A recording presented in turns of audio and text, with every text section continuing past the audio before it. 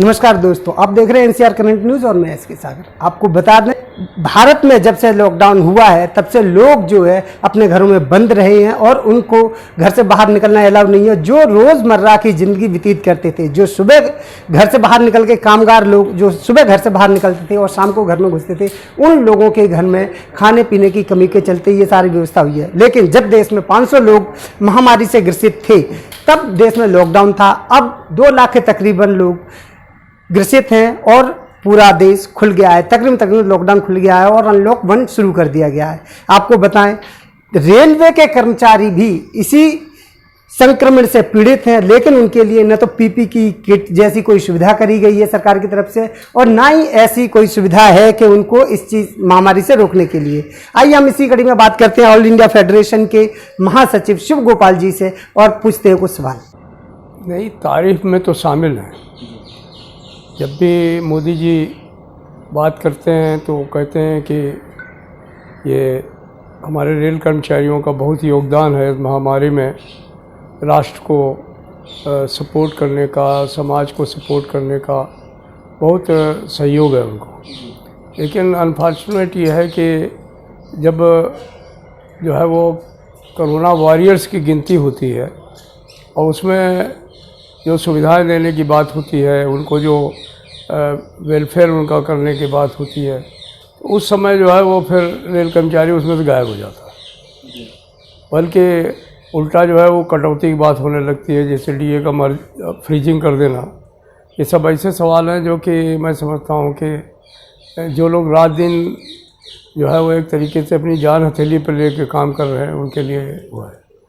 और जहाँ तक सुविधाएं हैं वो पहले से ही उनका कुछ अभाव था। अब यह है कि अभी तो कोरोना पीरियड है, अभी तो बात ही मत करो किसी सुविधा के बारे में। जी, लेकिन बात करें सर अपनी तमाम बात करें तो सभी को एहतियात रहने की ज़रूरत है, सभी को किट मिलनी चाहिए था।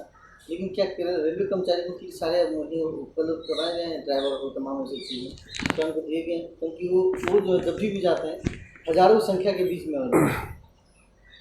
ऐसा कुछ नहीं है। बात यह है कि जब गाड़ियाँ चल रही थी, खाली पार्सल एक्सप्रेस और गुड्स ट्रेन चल रही थी और सारे देश में एक प्रयास हो रहा था रेल की तरफ से कि फूड ग्रेन समय से पहुंच जाए, चीनी समय से पहुंच जाए, नमक समय से पहुंच जाए, सारा एसेंशियल कमोडिटीज़ जो है समय से पहुंचा दें। तो उस समय जब तमाम जगह पर पीपीई किट्स की डिमांड थी, मास्क की डिमांड थी, सैनिटाइजर्स की डिमांड थी, तो इनिशियल स्टेज में जितना हमारे कर्मचारियों को मिलना चाहिए था वो नहीं मिला। बल्कि कई जगहों पर तो हमने यूनियन की तरफ से लोगों को मास्क बंटवाए, उनको जो है वो ग्लव्स प्रोवाइड कराए, उनको सैनिटाइज़र प्रोवाइड कराए। और वही नहीं, देश के तमाम माइग्रेंट लेबर और दूसरे लोगों को हम लोगों ने खाना वाना दिलवाने का काम किया। और वही नहीं, जो प्रधानमंत्री फंड है उसमें पैसे वैसे देने का काम किया। लेकिन मैं आपको ये कहना चाहता हूँ कि हमको चेयरमैन रेलवे बोर्ड को इस बात को चिट्ठी भी लिखना पड़ा, उनको जा कर के भी कहना पड़ा कि भाई अगर ये अब पैसेंजर ट्रेनें चलनी श्रमिक एक्सप्रेस शुरू हो गई, हमने कहा फ्रंटलाइन स्टाफ है हमारा, और अगर इनको आप पीपी किट नहीं देंगे, आप इनको सुरक्षा नहीं रखेंगे तो क्या होगा। आज 10-12 टीटी जो हैं वो संक्रमित हो गए, हमारा जो एसी स्टाफ चलता है वो संक्रमित हो गया। तो अगर इन सबको हमें ठीक ठाक भी रखना है तो निश्चित तौर पर जो दूसरे लोगों की सुविधाएं वो हमारे लोगों को भी मिलनी चाहिए। वो कहते जरूर है कि हम सब देंगे, लेकिन जितनी मिलनी चाहिए नहीं मिल रही। मिश्रा जी, जहाँ सुविधाओं की बात है, अभी श्रम आयोग ने इस तरीके से कानून के साथ छेड़छाड़ की है कि जो 8 घंटे नौकरी करते हैं उनको 12 घंटे की बात कही थी, और जो सुविधाएं थी उनसे तो वंचित रखा ही जा रहा है। लेकिन कुछ राज्यों ने इस पर इम्प्लीमेंट कर दिया गया है। देखिए, ये तो बिल्कुल दादागिरी का सवाल है। और 8 घंटे की ड्यूटी जो है वो जो की गई थी वो कोई चैरिटी में नहीं की गई थी, ये इंटरनेशनल ट्रीटी है। इसमें आईएलओ का जो है वो हम लोगों को डायरेक्टिव है। और हम ये भी आपको बताना चाहते हैं कि ये जो आईएलओ का डायरेक्टिव है, वो डायरेक्टिव जो है वो खाली जो है वो डायरेक्टिव भर नहीं है, ये इस पर बाकायदा भारत सरकार के हस्ताक्षर हैं। तो आपने उसको एक्सेप्ट भी किया है इंटरनेशनल ट्रीटी को कि नहीं, हम जो अंतर्राष्ट्रीय श्रम संगठन है उसके जो कानून है उनको हम लोग मानने का काम करेंगे। उसके बावजूद जो है वो योगी जी ने ऐलान कर दिया कि हम 12 घंटे की ड्यूटी लेंगे। वो मध्य प्रदेश और गुजरात वालों ने भी ऐसे ही किया जी। तो अभी तो हम लोगों ने उसको प्रोटेस्ट किया काफ़ी अपने तरीके से। तो योगी जी ने तो कह दिया कि हम इसको विड्रा कर लेते हैं। शिवराज सिंह ने कह दिया कि हमने अभी जो है लागू ही नहीं किया है, हमने तो सिर्फ विचार किया था। और गुजरात गवर्नमेंट का तो अपना अलग ही हिसाब है, उनके बारे में तो कहना मुश्किल है। तो उस मॉडल के बारे में जो है वो चर्चा करना ही व्यर्थ है। तो अभी उन्होंने इसको रोकने का काम किया है। हम एक बात जानते हैं ट्रेड यूनियन की तरफ से, अगर ये 8 घंटे की ड्यूटी को 12 घंटे करने का प्रयास करेंगे तो हम निश्चित तौर पे इसको प्रोटेस्ट करेंगे। महामारी का फ़ायदा उठा करके ये मजदूरों के पीठ में छुरा भोगने का काम नहीं चलेगा। लेकिन सर देखा गया है कि इस लॉकडाउन के अंदर सभी अधिकारियों को, सभी ट्रेड यूनियन को एक कमरे में बंद कर दिया गया, उसके बाद में नए नए फैसले ले रहे हैं।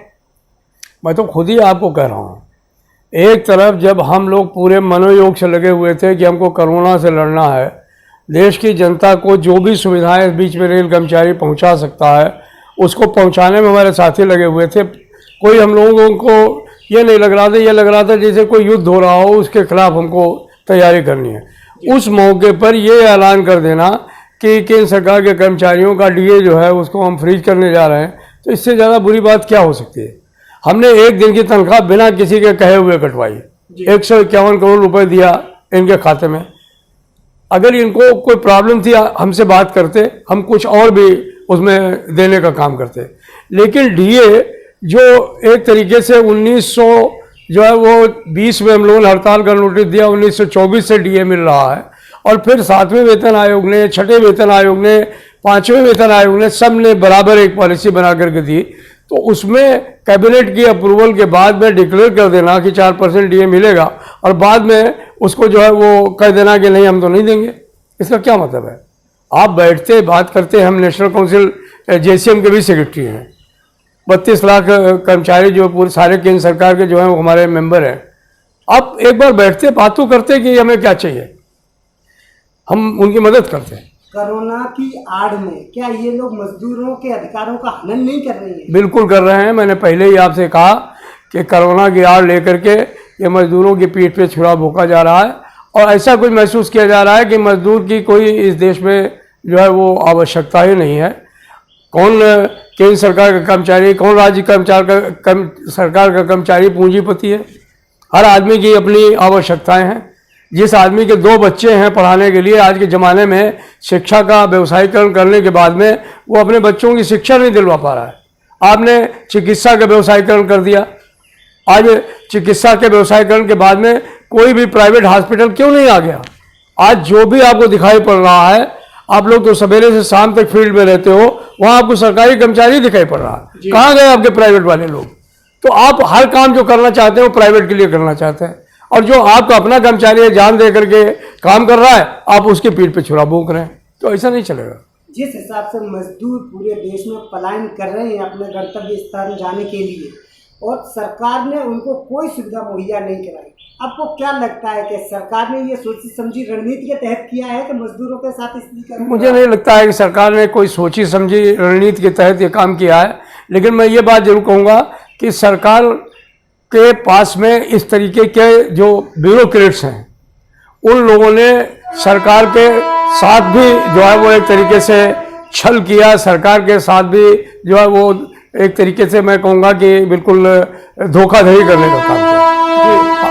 बात यह है कि किस राज्य के चीफ सेक्रेटरी को या लेबर सेक्रेटरी को ये नहीं मालूम था कि यहाँ पर इतने माइग्रेंट लेबर काम करते हैं। हर आदमी को मालूम था।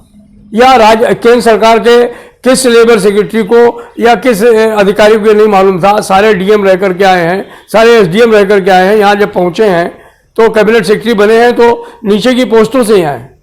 मैंने 24 तारीख को ये लॉकडाउन हुआ है, 25 तारीख को मैंने स्वयं जो है वो भेंट हो गई थी माननीय रेल मंत्री जी से। मैंने उनको कहा कि लॉकडाउन तो ठीक है, आवश्यक है, मैं उस पर तो कोई भी टीका टिप्पणी नहीं करूँगा। लेकिन मैं आपको एक बात कहना चाहता हूँ कि माइग्रेंट लेबर जो है वो आपके लिए बहुत बड़ी समस्या बनेगा। तो उन्होंने कहा वो कैसे।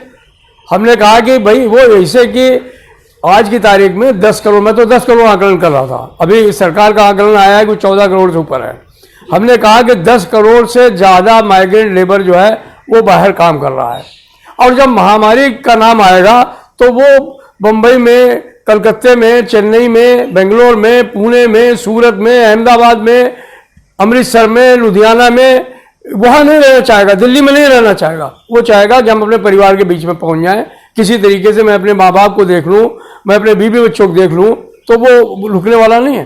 तो आपको सबसे पहले 5-6 दिन 7 दिन ये सब लॉकडाउन को रोक करके, शिथिल करके, या लॉकडाउन लगा रहता लेकिन भारतीय रेल को खोल करके आपको खाली गाड़ियां जो है माइग्रेंट लेबर के लिए चलानी चाहिए थी। आपकी कैपेसिटी रोज 2-2.5 करोड़ लोगों को दक्षिण से उत्तर, उत्तर से पूर्व से पश्चिम पहुंचाने की है, तो आप इसको पहुंचा सकते हैं। तो आप अगर ये नहीं करेंगे तो कल को ये दिक्कत हो जाने वाली है। हमने सीआरपी साहब से बात की, सीआरपी ने कहा भाई पीएमओ का आदेश है, बंद कर दो, हमने बंद कर दिया। पीएमओ कहेगा चालू कर दो, हम चालू कर देंगे, हम तो तैयार हैं। अल्टीमेटली वो काम हुआ, लेकिन बहुत देर हो गई। आपको क्या लगता है, जब पूरे देश में 500 के तकरीबन कोरोना के संक्रमित व्यक्ति थे, तब लॉकडाउन था, पूरा देश बंद था, और जब तकरीबन 1 लाख के आसपास मरीज हो गए, संक्रमित व्यक्ति हो गए, तब लॉकडाउन खोल दिया? ये समझदारी का फैसला था आपके हिसाब से? आपको क्या कैसे देखेंगे इसको? मैं भी इसको बहुत, वो जो आप बात कर रहे हैं आशंका, वो हमारे मन में भी है। और मैं ये भी ये सोचता हूँ कि जब 500 थे तो देश बंद था, और जब 1 लाख से ऊपर हो गए हैं, 2 लाख से ऊपर हो गए हैं, तब आप जो है वो देश को खोल रहे हैं, तो ये बड़ा मुश्किल। मैंने कई बड़े जो नीति निर्धारण करने वाले लोग हैं उनसे मैंने चर्चा भी की इस बारे में। वो कहते हैं कि अभी लोग समझदार हो गए हैं, और समझदारी रोज आप देख रहे हैं। आप तो स्टेशन में देखिए, किसी हॉस्पिटल में देखिए, कहीं बाजार में देखिए, आप समझदारी देख रहे हैं। कोई सोशल डिस्टेंसिंग नहीं कर रहा, कोई कुछ नहीं कर रहा। मुझे तो लगता है कि ये अभी ये बीमारी इस लॉकडाउन खुलने से और ज़्यादा बढ़ जाएगी, और इसको रोकने का काम बड़ा मुश्किल हो जाएगा, भयावह स्थिति हो जाएगी। लोग ऐसे कह रहे हैं कि कम्युनिटी स्टेज पे आ रहा है। मुझे लगता है एक बार फिर कर्फ्यू ना लगाना पड़े, एक बार फिर देश को लॉकडाउन ना करना पड़े, तो इसलिए इस पर जरूर विचार होना चाहिए। शर्मा जी, चलते चलते अभी देखा गया है कि इस समय जो गरीब लोगों ने जो प्लान किया है, उनके साथ सबसे बड़े पैमाने में उनको बेइज्जत किया गया है। एक पार्ले का बिस्कुट देते हैं, 100 आदमी फोटो खिंचाते हैं। एक केला देते हैं, उनके साथ 25 आदमी फोटो खिंचाते हैं। लेने वाला व्यक्ति जो अपने आप को बहुत बड़ी बेइज्जती महसूस कर रहा है। मुझे ये लगता है कि इस देश में वैसे ही गरीबों का कोई सुनवाई नहीं थी। ये नहीं है कि ये सरकार या वो सरकार, मैं तो किसी सरकार की बात नहीं करूँगा, किसी पार्टी की बात नहीं करूँगा, लेकिन इस देश में ये इस बात का तो लोगों को पता ही है, और अब तो और खुल करके सामने आ गया कि इस देश में गरीब का कोई पुरसाल नहीं है। ये सिर्फ दिखावटी तौर पर कुछ लोग इस तरीके का काम कर रहे हैं। और मेरा अपना ख्याल है कि अगर ये 14 करोड़ लोग और इन 14 करोड़ लोगों का परिवार, इनके बारे में सरकार ने नहीं सोचा, तो कोई भी सरकार, चाहे जिसकी सरकार हो, वो अपने को जो है वो देश की प्रोग्रेसिव सरकार नहीं कह पाएगी। उसको इनके बारे में निश्चित तौर पर सोचना चाहिए। जब तक इनको हम लोग नरिश करके और ठीक तरीके से नहीं ला पाएंगे, तब तक हम ये नहीं कह सकते हैं कि ये देश तरक्की वाला देश है, ये देश में हम तरक्की कर रहे हैं, ये देश में हम लोग आगे बढ़ने का काम कर रहे हैं। सर, आप चलते चलते, सर आपको करोड़ों लोग देख रहे हैं इस समय, तो आप उनको क्या संदेश देना चाहते हैं इस महामारी के चलते हुए? मैं 2 ही बातें कहना चाहता हूँ। एक तो ये है कि उनको अपने को सुरक्षित रखना पड़ेगा। दूसरी बात यह है कि देश में जो तमाम गरीब लोग हैं, जो तमाम इस तरीके का मजदूर है, इवन हम जो संगठित क्षेत्र के मजदूर हैं, उन तमाम मजदूरों से भी एक बात कहना चाहेंगे कि आपको ये असंगठित क्षेत्र का जो मजदूर है, इसके लिए आगे बढ़ करके जो है उनको संगठित करना पड़ेगा, और आवश्यकता पड़ी तो उनके लिए लड़ाई भी करने के लिए तैयार होना पड़ेगा। मैं यही संदेश देना चाहता हूँ। बहुत बहुत धन्यवाद सर। NCR करंट न्यूज़ को सब्सक्राइब करें, और नोटिफिकेशन सबसे पहले पाने के लिए दबाएं बेल आइकॉन।